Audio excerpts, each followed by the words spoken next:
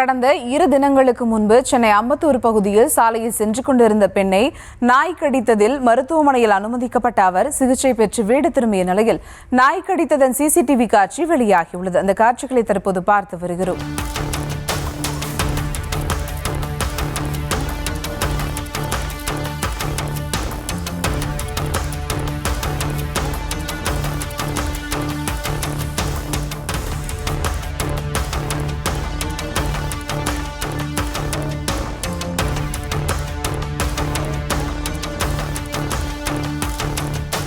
கூடுதல் விவரங்களோடு இணைகிறார் செய்தியாளர் எட்வர்ட். வணக்கம் எட்வர்ட், விவரங்கள்.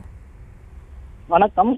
சென்னை அம்பத்தூர் அருகே சாலையில் நடந்து சென்ற பெண்ணை கூட்டமாக வந்த தெருநாய்க்கள் கடித்து குதறும் சிசிடிவி காட்சிகள் வெளியாகி பெரும் பரபரப்பை ஏற்படுத்தியுள்ளது. அம்பத்தூர் அருகே விஜிஎன் அடுக்குமாடி குடியிருப்புகள் அமைந்துள்ளது. இந்த குடியிருப்பில் சுமார் 2000க்கும் மேற்பட்டோர் வசித்து வருகின்றனர். இந்த பகுதியில் வசித்து வரும் விந்தியா என்பவர் தனியார் இன்சூரன்ஸ் நிறுவனத்தில் வேலை செய்து வருகிறார். இவர் கடந்த 2 தினங்களுக்கு முன்னர் அதே பகுதியில் உள்ள ஒரு கடைக்கு பொருட்கள் வாங்க சென்றுள்ளார். அவர் வருவதை பின்தொடர்ந்து சில தெருநாய்க்கள் கூட்டமாக சூழ்ந்துள்ளது.